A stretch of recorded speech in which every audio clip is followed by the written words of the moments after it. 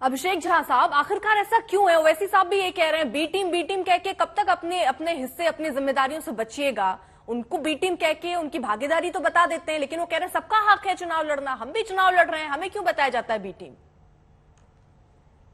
देखिए, भाजपा ने शुरू से ही एक पद्धति अपनाई। इससे पहले भी जब विधानसभा के चुनाव हुए थे बिहार में 2020 में, तभी उन लोगों ने किस तरह से चिराग पासवान का इस्तेमाल किया था अपनी डिस्ट्रिक्ट टीम के रूप में। और जहां कहीं भी इस तरह के चुनाव होते हैं तो हर कोई जानता है कि ये लोग किस तरह से फंडिंग करते हैं, किस तरह से उम्मीदवार खड़े करते हैं और कोशिश करते हैं कि इनके उम्मीदवार वोट कटवा की भूमिका निभाएं और कहीं ना कहीं गठबंधन को इससे नुकसान। मोकामा में तो हम लोगों की जीत हुई है, हम लोग जनादेश का सम्मान करते हैं, लेकिन गोपालगंज में भी वोटों का परसेंटेज इतना बढ़ा है, न सिर्फ वोटों का परसेंटेज बढ़ा है बल्कि जीत का जो उनका मार्जिन है वो भी बहुत कम है। 2100 वोट को लगभग वो लोग ला पाए हैं और जीते हैं। आप ये समझिए कि अगर ओवैसी जी की पार्टी वोट नहीं काटती, अगर साधु अगर जी वोट नहीं काटते, तो ऐसी परिस्थिति में बड़े अंतर से महागठबंधन के प्रत्याशी की। लेकिन अभिषेक जी, एक बात बताइए, ये जो स्थिति अभी है ये आने वाले विधानसभा चुनाव में भी बिहार में रहेगी, तब भी ओवैसी आपके सामने होंगे, साधु यादव तब भी आपके सामने होंगे, तो इसका मतलब अभी भी आप पूरी तरीके से तैयार नहीं है। इन दोनों का काट नहीं निकाल पाई ना आपकी पार्टी? तैयार है। देखिए, आप ये समझिए कि कंफ्यूजन कुछ समय तक ही फैल सकता है।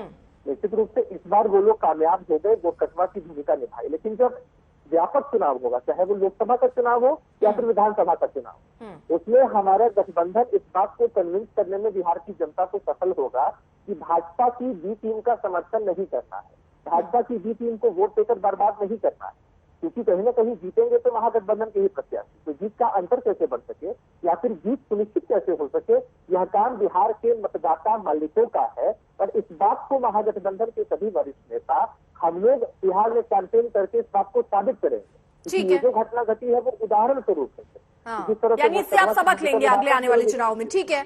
लेकिन जफर इस्लाम साहब, निश्चित रूप से ठीक है, आदिल हसन आ रही हूँ आपके पास, आ रही हूँ, जफर इस्लाम से जरा इस पर रिएक्शन ले लेती हूँ। देखिए, आज आरजेडी हो, जेडीयू हो या इस तरह की जितनी भी महागठबंधन पार्टी है, आज प्रदेश की जो बिहार प्रदेश की जनता ने पूरे तरह से उनको नकार दिया। अब ये ठेकरा फोड़ना चाहते हैं ओवैसी पे और दूसरी पार्टियों पे।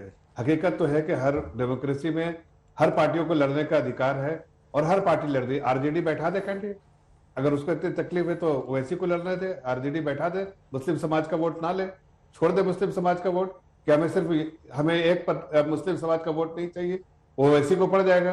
भाई आप ले रहे हैं वोट मुस्लिम समाज का, वो ना ले, ये कैसी बात है?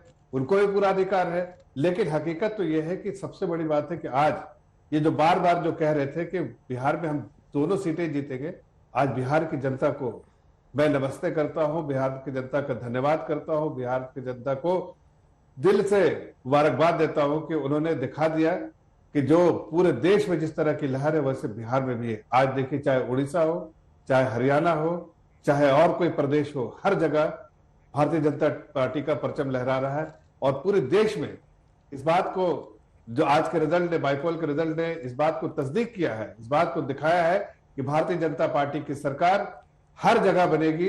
अब उड़ीसा में भी जिस तरह से आप देखिए, जिस मार्जिन से हम जीते और उस सीट को जीते, उस बात को दर्शाता है कि उड़ीसा में अगली बार पूरे तौर से भारतीय जनता पार्टी की ही सरकार आएगी। साथ साथ आप देखिए हरियाणा में इतने बड़े जफर इस्लाम साहब, इसमें काउंटर ये कि आपने कहा, देखिए उपचुनाव जब होने वाले थे तो हर पार्टी दावा कर रही थी, चाहे वो गोपालगंज की सीट हो, मोकामा की सीट हो, कि दोनों सीटें जो हम जीतेंगे। और देखिएगा नीतीश कुमार को इस तरीके से पाला बदलना भारी पड़ेगा।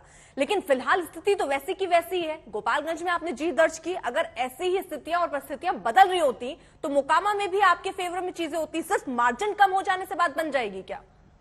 देखिए, आज जो रिजल्ट हुआ है, ये जो गठबंधन हमारा जो जेडीयू के साथ था उसका टूटने के बाद ये जो ठगबंधन जो बना है, उसके बाद से पहला इलेक्शन था। लेकिन उस ठगबंधन को जो वहां की जनता ने बिल्कुल नकार दिया है। वो मानता हूं कि वो सीट उन्होंने रिटेन किया, लेकिन मार्जिन देखिए कितना कम हो गया।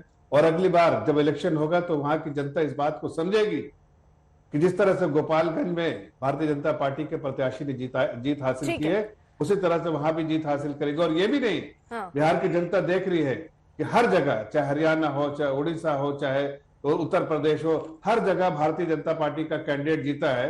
और बिहार की जनता जानती है कि उसकी भलाई जो है उसका जो आगे विकास जो बिहार का सिर्फ भारतीय जनता पार्टी।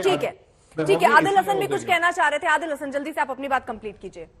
एक तरफ जरा मेरा ये सवाल भी ले लीजिएगा, क्योंकि ओवैसी साहब को जब सुन रहे थे उन्होंने ये जरूर कह दिया कि हम क्यों, आप ये मानते हैं कि हम मुस्लिमों की पार्टी हैं, हम क्यों ऐसा कहते हैं कि हम अल्पसंख्यकों को साध रहे हैं, लेकिन बार बार वो मुसलमानों का जिक्र भी अपनी बातों में कर रहे हैं। बार बार वो ये कह रहे हैं कि मुसलमान को सिर्फ एक वोट बैंक के तौर पर इस्तेमाल होते हैं। तो आप हर वर्ग की बात क्यों नहीं करते? और जब यही आरोप लगने लगते हैं तो कहते हैं हम एक वर्ग के प्रतिनिधित्व करने वाले शख्स नहीं है। आप देख लीजिएगा, आरजेडी जो टॉप लीडरशिप है उनको तस्लीमुद्दीन साहब की जरूरत नहीं है, उनको मरहूम शहाबुद्दीन साहब की जरूरत नहीं है, उनको अनवारुल हक साहब की जरूरत नहीं है, उनको दिलावर की जरूरत है, उनको सुभान की जरूरत है, उनको असगर की जरूरत है जो इनके घर पे मसाज करते हैं। मुस्लिम बतलाइए, सीमांचल से 7 सुरजापुरी एमएलए जीत के आया, एक भी सीमांचल से सुरजापुरी एमएलए मिनिस्टर नहीं है। 18% मुस्लिम आबादी है बिहार में। बतला दे आरजेडी के मेरे भाई बैठे हुए हैं कि कितना मुसलमान, सिर्फ 5 मिनिस्टर है। 18% में सिर्फ 5 मिनिस्टर है। 12% जिनकी आबादी है उसके 13 मिनिस्टर हैं। और माइनॉरिटी मिनिस्टर का क्या हाल है? बतला दे आरजेडी की लीडरशिप। और जो बीजेपी की बी टीम बोलते हैं, आपके चैनल के माध्यम से बिहार के तमाम हमारे जो अल्पसंख्यक समाज, मुस्लिम समाज के एमएलए भाई आते हैं उनके लिए, और जो भी सो कॉल सेकुलर पार्टी से एमएलए जीत कर आ रहे हैं उनके लिए भी एक बात बोलना चाहते हैं। आप सिद्ध कर दीजिए कि हम बीजेपी के बी टीम है, और एक भी ट्रांजैक्शन ऐसा कुछ सिद्ध कर दीजिए, तब आइए, नहीं तो 2025 में जो जनता के अदालत में जब हम जाएंगे